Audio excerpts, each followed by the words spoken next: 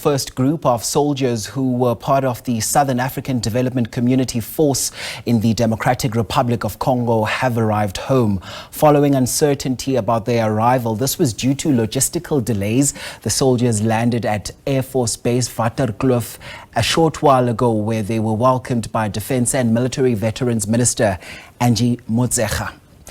For more on this now, let's take you now to our reporter, Kaya Khumalo, who joins us on the line for this one. So, Kaya, I'm sure there's a sense of relief and jubilation as the troops touch down today, as the first group of troops are back in the country. What's the atmosphere like where you are?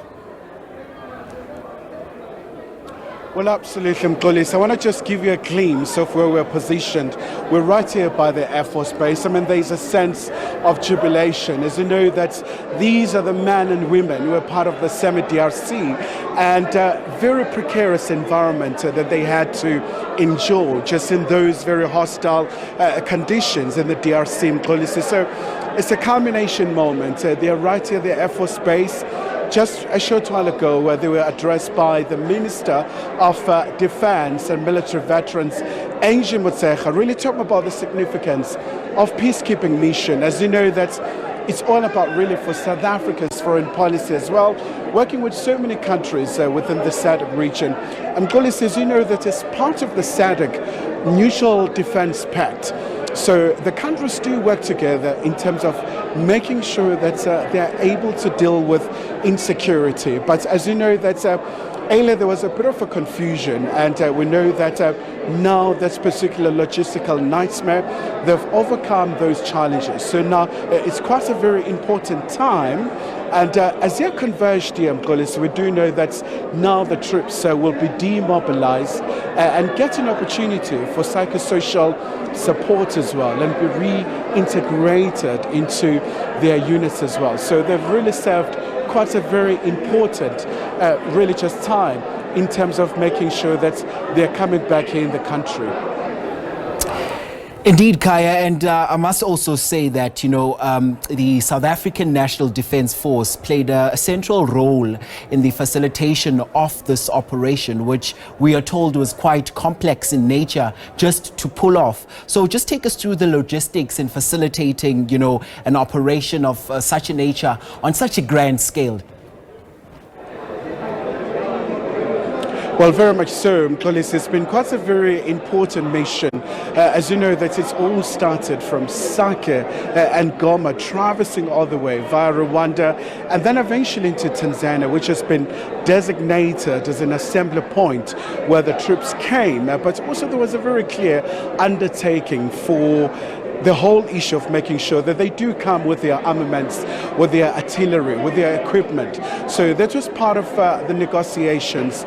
We saw the defense chiefs from the troop contributing countries, where they negotiated with the M23, and eventually, what was a very important moment, when they had those preconditions in terms of making sure that eventually they do have an opportunity for them to really get their gear. So as you know, that they came here via Tanzania, and of course just outside here the Air Force Base you do have Air Tanzania, big aircraft that's landed here at about 6:30. So just a short while ago, once again, Mxolisi, the minister was really talking to the troops, talking about the very important role that they've played, but also expressing the gratitude, saying that South Africa is very thankful because it's been such a very long road, Mxolisi. Who would forget those poignant moments when the 14 SANDF members died, unfortunately, in the fierce battle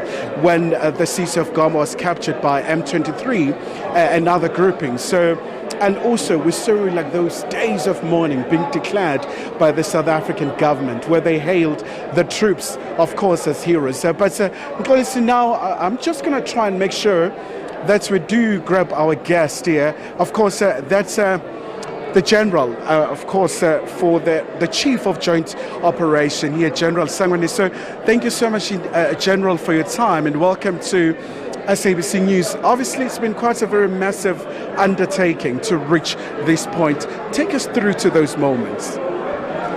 Well, maybe let's speak about today only.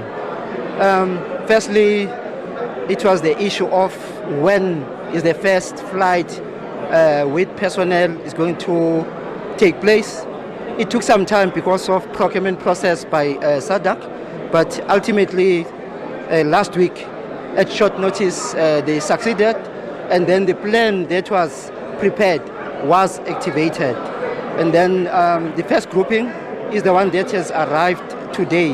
However, we'll need to clarify that there was a SADC Secretariat contracted service provider, airline, which was planned to take the soldiers to Bloemfontein from Fisher Airport, where we are having a program of demobilization.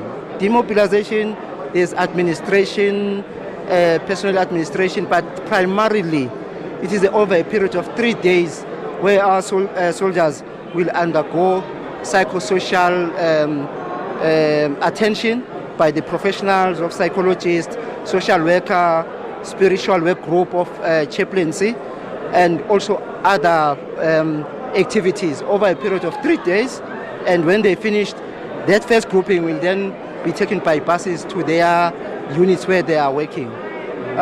So what happened is that the aircraft that was contracted, when they were already today, midday, our soldiers had already arrived at Mwanza, ready to get on board, and then we were informed that the airline actually had challenges in terms of certain compliance. Then we were fixed the issue of should the soldiers go back to Chato or they remain at the airport, and guided by the Minister of Defense, we had to take a difficult one of saying they must continue. The airline was saying to us, whatever is a challenge and or a problem, it will be resolved within 7 hours. To us, we are saying then it means the movement only taking place tomorrow, which was not going to be acceptable because on Sunday there are other groupings which is arriving. So we then had to take a decision that they must continue. Okay, firstly, the airline said the other alternative, they're going to take our soldiers to OR Tambo. Then we felt it is too much, took a decision at short notice, Air Force Base Waterkloof. That's why this aircraft came and landed there. However, from here, there are buses already that are here. We are going to take the soldiers, unfortunately, a long trip of 4 hours to Bloemfontein, but tomorrow morning they must be in Bloemfontein to start with this 3-day process. And just once again, General, we know that this is 249, the first batch of the troops. Let's talk about the process in terms of the layers, in terms of making sure that everyone eventually does get home eventually. Well, there is a schedule. This situation was now disrupting that schedule. I do not have it with me, but almost every second day there is a grouping that is coming in. We call them sorties. There are 9 sorties. This is the first sortie. After 9 sorties will have finished, which according to our interpretation, it will be less than end of July. No, of June. Okay. Yes. And just once again, General, I can imagine that, trying to traverse in a conflict zone, it can't be a very easy process. And you had to negotiate with so many parties to clear the path, to get cooperation from so many countries, from Rwanda, from Tanzania itself, one of the troop contributing countries. I'm sure it's been a fairly delicate process to reach this culmination moment. Well, you are quite correct. A number of meetings continuously up to the heads of state. But what we are appreciating is that members of the SADC region, including East African region, we are all in one supporting each other. There were fears from many people of going through Rwanda. Rwanda played their role because we, SADC, requested them to provide safe passage. And they did. That's why we are able to move from Goma, which is, we classify it as a red zone, through Rwanda, up to Chato, which is in Tanzania, which we classify as a green zone. And Tanzania, because they were part of the troop contributing countries, they provide us with all facilities that we need. There's cargo equipment that are still going to be moved, which currently are in Dar es Salaam, will be taken by by sea back home. But before we close, I want to say to the public that we are very excited with our soldiers. The first movement, and this has happened, it will open that all of them are going to continue smoothly, and with your support, we are going to do it. We have seen yourself, these soldiers are happy to arrive home. The morale are still high as well. Okay, and before we let you go, on the very positive notes, General, MONUSCO still remains though. South Africa is still contributing? Yes, the FIP is still deployed under MONUSCO.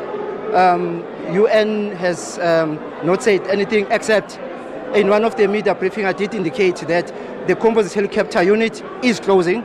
They are also this week already starting with their withdrawal via Uganda, coming back because our ORXs are already back.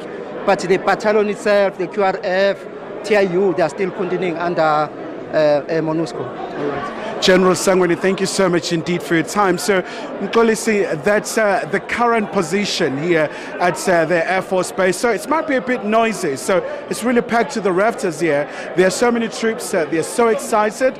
And as you'd understand, really, they just arrived in South Africa. So the members of the media can't really engage with them. But there's a sense of relief. There's jubilation here. There's so much joy that they finally came back home. 249. So this is a first batch, just as we had from General Sangweni, responsible for the joint ops, really talking about the significance of these moments and all the hurdles that they had to overcome to reach this point, Mkolisi. Right, look, Kaelihle Khumalo, we must thank you so much, Eva, for your time. Thanks very much for that report. And of course, that's our very own Kaelihle Khumalo monitoring that story for us. We'll continue to monitor developments for us on that front.